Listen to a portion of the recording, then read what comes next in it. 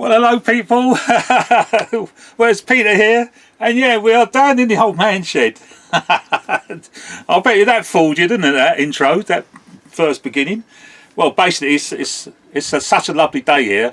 I've got the doors wide open, and you know it's lovely and bright. Too bright to be watching, you know, having the camera facing me with the sun behind me. So I'm sitting in the shed this way for once, all right. But but look. 20 odd degrees, all right. This, you know, it's cloudy, but the sun is out as well. It's a lovely day. No wind for once. It's been windy. But yeah, why am I making this video already? It's because it's not long since the last one. Well, how can I sort of say? I've been, obviously, because the weather is nice, I'm coming down here playing trains, loving my little coupling system. Guys, it's no good, you know, people, you keep, you know, very kind of you saying, oh, you ought to patent it and everything, this, that, and yeah. It works on Torridon Road. I can't say it would have worked for everybody, but because of my love of super detailing up my locos, you know, in the past I only had to do one end and, you know, had to put up with a coupling in the other. Now I've come up with that little idea. The fact that there's magnets, yeah, you know, I can super detail them up at both ends. So, you know, and I can still, you know, run my coaching stock, or a stock anyway, behind the loco that I've detailed. It's okay. I think the only other guy that I know who goes to town and really puts everything on their locos is Harold Road. You know, he's got a nice little layout, but he goes that one step further. He weathers everything. I don't weather, but yeah, I think he does super detail stuff up. So then he's in the same boat. But then he just uses a wire, you know, he puts that little metal wire that you can see on some things, but that, I guess that's okay for tension lock couplings then that he connects to, but yeah, I prefer the magnets. But anyway, good, you know, good luck to the guy. At least he puts the details on this. So yeah, I've been making videos like that, and then how can I sort of say, I've fallen in love again with a loco that I've had for quite a while. And it's quite an underrated loco, I reckon. It's from Hornby, and it's, as the title of the film suggests, it's the Class 60. All right, now I've got two. I've got one in DB Schenker, which features in the forthcoming clips and everything. And then I've got this one here, which is in the Drax livery. Okay, might be a bit blown out in this sunlight coming on. So I've got the two. Now they're both fitted with Hornby TTS decoders. Okay. And then the reason why, I don't know, I didn't pay a lot of attention to them. I mean, obviously when I bought them, I thought, yeah, it's nice to have a nice big, heavy, powerful loco, because Torridon Road is, you know, predominantly all diesels and things like that. And this, you know, this is one of the Hornby's better locos. It's their latest one, so it's got the central motor and drives bogies at both ends, all-wheel drive, all-wheel pickup. Really strong performer. And, you know, with the budget TTS decoder in it, you know, it's not at all bad. It runs very well, as you'll see with the red DB Schenker. I mean, it crawls along at a lovely, you know, really slow. I really can control it. But why I underestimated it. I mean, yes, it's Hornby. Amidst all these super detailed models that's coming out now from Cavalex and Accurascale and even the latest Bachmans, you know, it's... The bogies is straightforward, you know, one-piece casting and everything, although quite detailed. Possibly the steps, I think, might be separately applied. Otherwise, considering it's got its little sand pipes and things like that, it's all moulded in all one piece. So there's a lot of detail there, but we're expecting even more nowadays. Incidentally, if you got this loco, one thing Hornby didn't do, which it should have, is white painted steps. So I've done that on this one. That's why you can see the steps are in white. But I mean, it's got the see-through grills at this end. Yeah. So you've got two grills. This one's blank, but this one you can see through to the other side. And that's what's made me look again at this model. And then I didn't realise the features it did have on it. Now, two of my favourite online websites I go to quite frequently is Illuminated Models, because I've got you know, all my Bachmann Class 66s have all had the lighting features corrected thanks to Illuminated Models little boards to correct the lights, and that's where I get my flashing and the train lamps from. And then the other guy, my go-to man when it comes to sound and other bits and pieces, is Richard at Roads and Rails. Now, it comes out that they've both come up with a product for the Class 60. So Richard at Roads and Rails has come up with a cab light. Okay, so his cab light comes with the wire connected, and it comes with a little sheet of instructions of how to wire it up to an 8-pin socket, which is this one being a sort of like it's not the latest version, it's still fitted with the 8-pin socket. So there is on the TTS decoder there is a spare auxiliary, and that's where the cab light is now soldered to on the decoder. So if you're going to do it, you've got to be able to use a soldering iron. So you can't have a big chisel head soldering iron. It's got to be a nice fine point, because you are going to wire 2 wires to the top of the 8-pin connector. Okay, so, and seeing as there's no more TTS decoders out there, you don't want to bugger up your decoder. So you've got to be able to be solder and be good at soldering. But thankfully, because of the big lumps of solder that's on top of the socket, it's soldered to it easy peasy. So yeah, but so Richard supplies all the details about what he should do, what colour wires goes to where. So he does that, and as it happens, also illuminated models. He's got cab LEDs as well, but he doesn't supply wire or anything like that with his. And I didn't realise that he did until I was surfing his website, because I was looking for what he sells, which is the engine room light for the Class 60. All right, it's got a little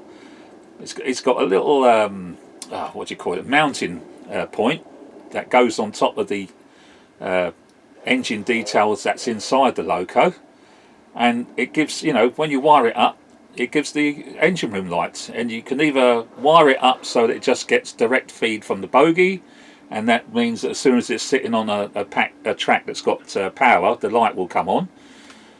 Or it's got another set of points, another set of soldering points that, again, a bit like the cab light, if you wire it up to the chip, you can have it to be able to turn it on and off, depending if your chip has got those functions. I didn't know, I didn't want to risk the TTS decoder on this, so I thought to myself, yeah, maybe I could have put the cab light and the engine room light on the same 2 wires on the decoder, and then it would be, it's function 25 on the TTS decoder. It switches the spare auxiliary unit, it switches that on and off. And I thought, so that meant you would have the cab light going on and off with the engine room light.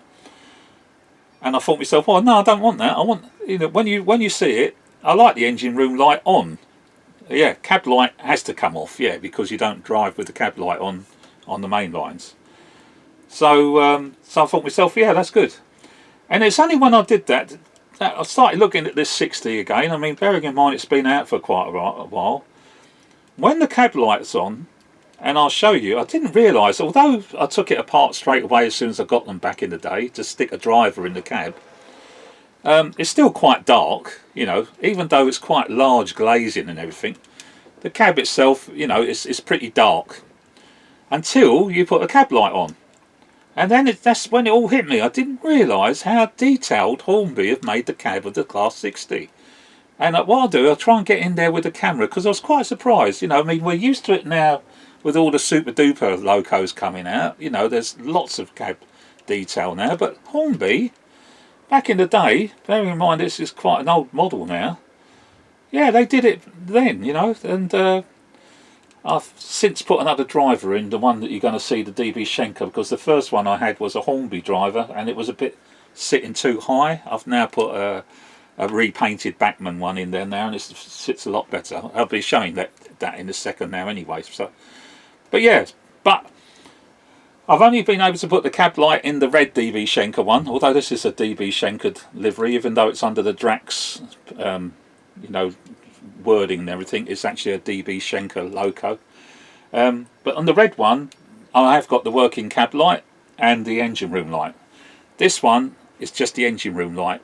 The cab light, when I fitted it, there's a fault in the chip, and it is in the chip because when I found out there was a problem, I swapped everything around on both locos, and the fault remains with the chip. If I put this chip in the other loco, the fault went with it. It is something that's gone wrong on the chip. Somewhere it's shorting out. What it is you turn the light on, but when you turn it off, it goes dim. It doesn't turn off. So when you turn it back on again, it goes bright. Turn it off, it goes dim. So, but it's never off. So I thought, oh, you know, it's shorting to earth somewhere or other, and I can't find it. I've looked carefully with my super duper magnifying lenses and things like that to try and see. It's not where I soldered it to the chip, nothing like that. No wires are touching. The little LED that goes into the cab, nothing wrong with that. That's okay as it's by itself, because I swapped everything around between the two locos, and the fault remains with the decoder on this one. But doesn't give any trouble any other thing. It's literally, you know, I mean, I've had it for a few years, no problems, you know, done this thing, wanted to put the cab light on and found, oh, you know, something's shorting out somewhere. But it doesn't affect the loco. It's only when you want to, it's function 25, it's only when you hit that, yeah, the light, you know, the lights, you know, you can't turn it on and off. So, but otherwise the sound, the running of the loco, everything else is okay. I'm going to put this down there because this is a heavy old lump at the end of the day. But, you know, so I thought I'd fallen in love with it again. All right, so that's what this video is about, just to sort of show you, you know, by putting those two little features, it's brought it up, you know, it's pimped it up a little bit, you know. So giving it a little bit of a bang up to date sort of thing, even though the, you know, the model itself has been around for quite a while on the Hornby. Just by adding those two little things, it's like it's pimped the loco up a little bit to make it, you know, very pleased to have it rerunning again. So this is what the film's coming up about. I mean, it's me showing off my little coupling system, you know, doing that because I'm over the moon that I can do that, and then looking at the Class 60 doing a lot of one, and you know, it's a cracking performer. It's got a lovely crawl on it, as you'll see. The engine room light, because it's you know, you can see through it. Yes, there is engine room detail in there, but what you don't normally see when it's in the darkness is the fact that you can see the drive shaft going to the gear tower, and now it's got lights on it, you can see the drive shaft revolving. So yeah, it just adds a little bit of fun, although it's not prototypical. Obviously that wouldn't happen in the real world. It's just fun to sort of see the workings of the model, you know, because you put light on it. So yeah, so I'm enjoying my Class 60s all over again. But I'm going to try and get in there with the camera to show you the detail that's in the cab. All right, I mean, even down to the fact there's a little fire extinguisher in there. You know, yeah. So it's really, I don't know how I missed it back in the day. Maybe we didn't look at it, but now with everything else, all the new models coming out, and there's a great deal of you know, not interest, or you know, great deal put into the fact that they are so detailed up. Well, the old Class 60 was you know, was like that, and still is. However, the price, well, that's the only thing that shot, you know, Hornby's pricing. I mean, because these are now maybe 4 years old now, so I bought them 4 years ago. So you know, at normal prices, you know, not sound, but obviously bought the TTS chips to sound them, and it's got a single iPhone speaker in there instead of the Hornby rubbishy speaker, so that gives, you know, not too bad. So yeah, but let's have a look. I'm going to try and show you the detail close up. I mean, you'll see it anyway in the running clips, but let's see what we can do if I can show you the cab detail. All right, but you know, this new view is because the backdrop now the tree is there. If I have my back to the open doors, well, it doesn't help. I'm in a white t-shirt anyway now. It's probably bleaching it out, but you know, you wouldn't see me sort of thing because the whole sky there would be too strong for the camera. So that's why you're getting this view. And yeah, seeing some of the models that I've got in here, which I still got in here. And this is not all of them. But anyway, it's what I used to do. Right.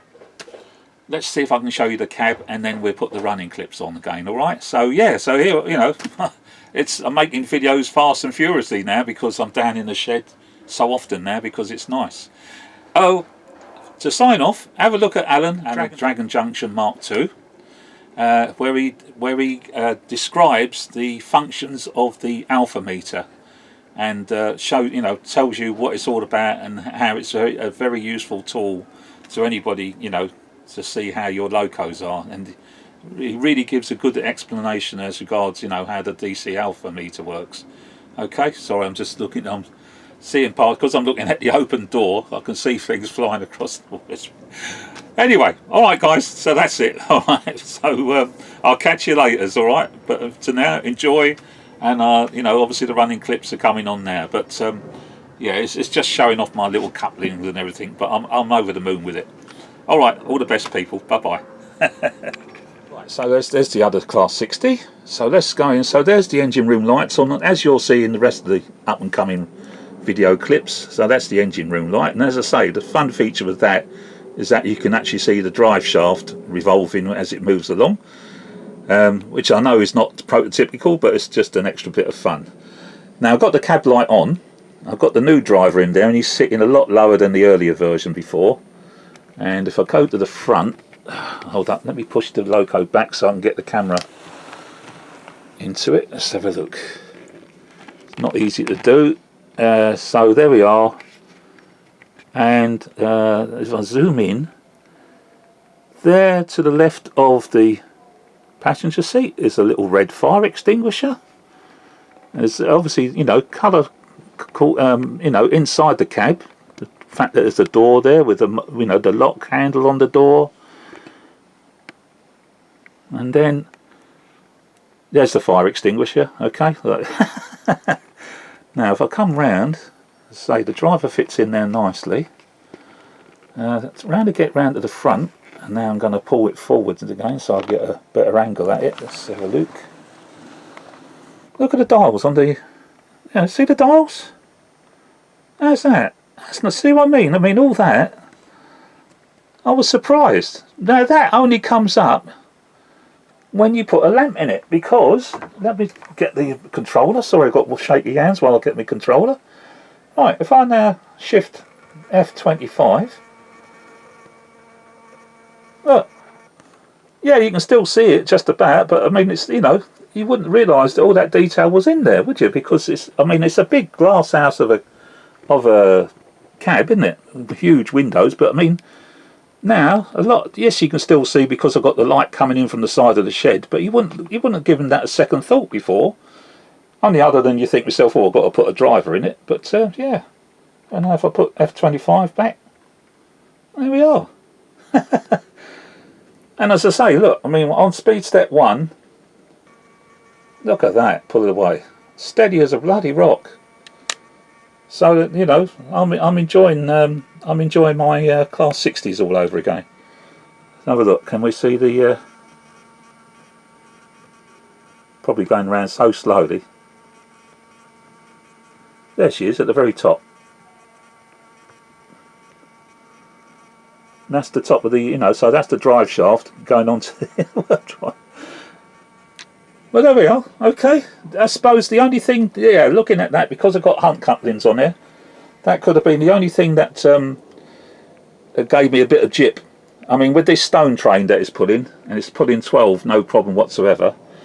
The kinetic coupling is the only thing that gave me trouble with this loco, because it does tend to stick out when it goes round the curves. But look at that, see, it's stuck there now. But I overcame that problem, obviously, with the stone train, which is also kinetic coupling, but it fits to that no problem, goes round no problem, and when she comes back on the straight, it does straighten up. So but see what happens when you try to push, it collapses, and that's the problem with this system. It can get away with it, but look, you can see it wants to give, but then the magnet takes over again, and luckily, just about, I think, it doesn't prevent buffer lock. But look at that, I'm actually touching buffers now. That's because the two couplings have collapsed. When it pulls, goes back out again. So that's a bit of a, but that's been solved now with me magnets, and also on my tanker wagons. It used to pull the tanker wagons off, being it the Curascale one or the Hornby one, but that was again solved by having extra weight in the tankers so that it can resist that force from that coupling. But there you go, a lot of manufacturers are all using kinetic couplings now. I haven't had that issue with the Class 56 because I'm using my little magnet version. Yeah, so that gives no issue, and still quite close coupled, isn't it? So there we are. Okay.